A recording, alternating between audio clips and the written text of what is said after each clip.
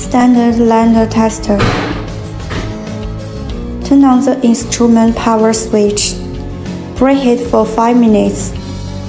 Weigh and record the washed specimens and ballast fabrics. Put them in the driver and close the door. Set the appropriate temperature according to the standard and customer's requirements. Set the temperature by clicking on the gear button. Estimate the drying time according to the standard appendix.